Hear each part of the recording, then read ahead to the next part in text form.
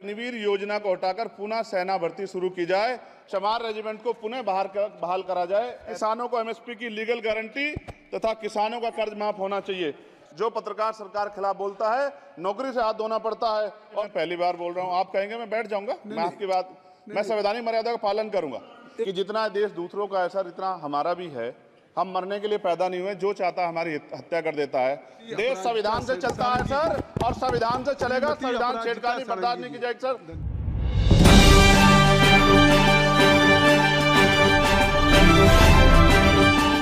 नमस्कार, आप देख रहे हैं वॉइस ऑफ कोटपुतली। मैं आपके साथ कुमार अंकेश। राष्ट्रपति के अभिभाषण की चर्चाओं के बीच, हंगामे के बीच और सत्ता पक्ष और प्रतिपक्ष की नोकझोंक के बीच आजाद समाज पार्टी काशीराम के संस्थापक नगीना से सांसद चंद्रशेखर आजाद का बयान देश दुनिया में चर्चा बटोर रहा है। इसके साथ ही ये बयान उन लोगों को जवाब भी है जो लोग चंद्रशेखर आजाद को एक समुदाय विशेष से जोड़कर देख रहे थे। इस बयान के माध्यम से और इन तीखे तेवरों के माध्यम से चंद्रशेखर आजाद ने अपना पक्ष क्लियर करते हुए, अपना इरादा क्लियर करते हुए पुरजोर तरीके से एक समुदाय विशेष से बाहर निकलकर देश में वर्तमान समय में व्याप्त जन समस्याओं को सदन के समक्ष रखा। चंद्रशेखर आजाद ने अपने भाषण में अग्निवीर योजना को बंद करने, सेना की भर्ती पुनः की तरह शुरू करने, इसके साथ ही चमार रेजिमेंट की पुनः बहाली करने, किसानों को एमएसपी की गारंटी देने, किसानों का कर्जा माफ करने, SC/ST एक्ट के समर्थन में 2018 में आंदोलन के दौरान SC/ST के युवाओं के खिलाफ दर्ज मुकदमों को सरकार द्वारा वापस लेने, मीडिया पेपर लीक और फैक्ट्री कारखानों में मजदूरों का न्यूनतम वेतन 20,000 रुपये करने, आशा सहयोगिनी आंगनबाड़ी कार्यकर्ताओं की समस्या और कर्मचारियों की पुरानी पेंशन को शुरू करने सहित ही उन्होंने यहाँ तक कह दिया कि देश संविधान से चलेगा। और उन्होंने दलितों, शोषितों, पिछड़ों और धार्मिक रूप से अल्पसंख्यकों को टारगेट करते हुए कहा कि हम मरने के लिए पैदा नहीं हुए हैं, मन चाहे जो हमारी हत्या करता है, हम मरने के लिए पैदा नहीं हुए। बीच में जब सभापति ने उन्हें टोका तो वह सभापति के साथ ही भिड़ते हुए नजर आए और अपने लहजे में कटाक्ष कर दिया सभापति पर कि मैं तो पहली बार बोल रहा हूं, अगर आप कहेंगे तो बैठ जाएंगे। आप भी सुनिए चंद्रशेखर आजाद का पूरा भाषण। माननीय सभापति जी, 14 अगस्त 1947 को ये देश अंग्रेजों के अधीन था। 15 अगस्त 1947 को हम लोग आज़ाद हुए।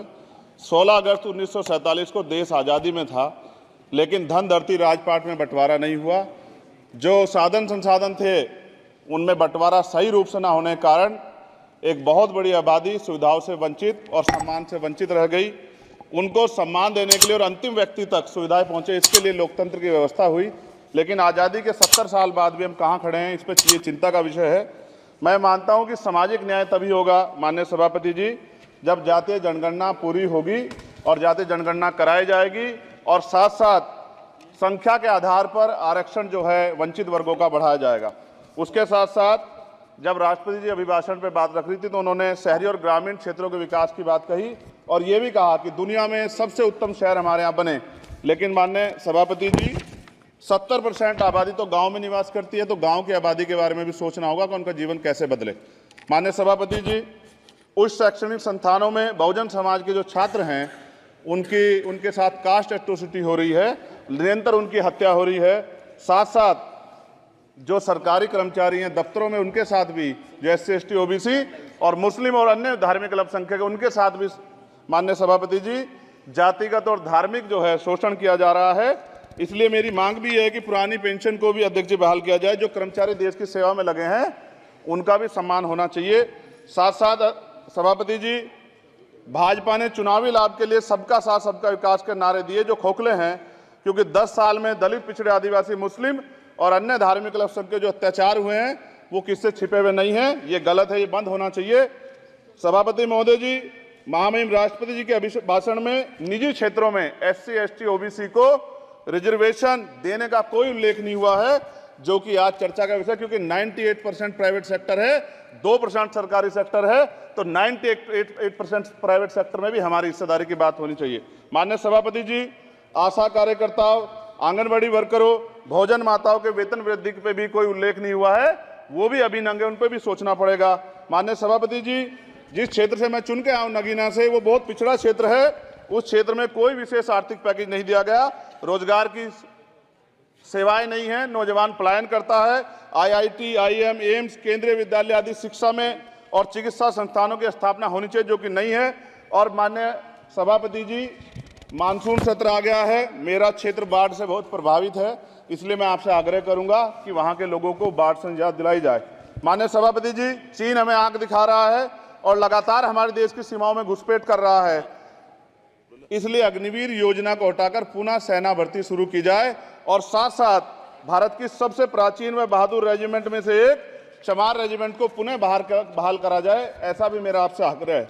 माननीय सभापति जी, पिछले सारे प्रधानमंत्रियों ने मिलकर जितना कर्ज लिया है, उससे दुगना कर्ज हमारे वर्तमान के प्रधानमंत्री जी ने लिया है। किसान अगर अपना कर्ज माफ कराने के लिए जाता है तो लाठी झेलनी पड़ती है, जबकि सरकार ने धन्ना सेठों का 15 लाख करोड़ रुपया माफ किया है।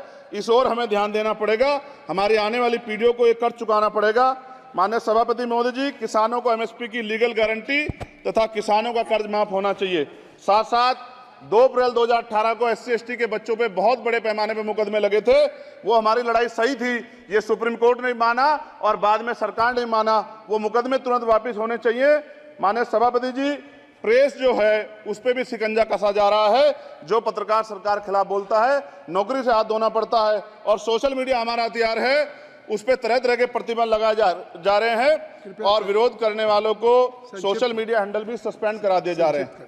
साथ साथ सभापति जी, पेपर लीक और परीक्षाओं के कैंसिल होने से देश के नौजवानों का भविष्य खतरे में है। नीट, यूपी सिपाही भर्ती सभापति जी और 69,000 शिक्षक भर्ती में आरक्षण घोटाला हुआ है, कोई पूछने वाला नहीं, खून के आंसू रो रहे हैं बच्चे, बेरोजगारी का दंश युवा झेल रहे हैं, इसलिए मेरा आग्रह है कि युवाओं के लिए कृपया समाप्त करें चंद्रशेखर। माननीय सभापति जी, मैं पहली बार बोल रहा हूं, आप कहेंगे मैं बैठ जाऊंगा, मैं आपकी बात, मैं संवैधानिक मर्यादा का पालन करूंगा, मगर हम तो माननीय सभापति जी सुन ही रहे हैं। आप बोलिए, 1 मिनट। धन्यवाद। एक मिनट और बोलिए। अध्यक्ष सभापति जी, नारी सम्मान की बात करने वाली सरकार, हमने मणिपुर देखा सर, हमने पहलवान बेटियों का हर्ष देखा सर, और हमने सर हाथरस की बेटी का हर्ष देखा सर, और हाथरस के परिवार को जो वादा किया था सरकार ने वो भी पूरा नहीं किया, और महिलाओं में भी स्पेशली दलित, पिछड़े और मुस्लिम वर्ग की, आदिवासी वर्ग की महिलाओं के साथ आज भी NCRB का डाटा कहता है सर, जो जुल्म हो रहा है वो सहनीय नहीं है सर।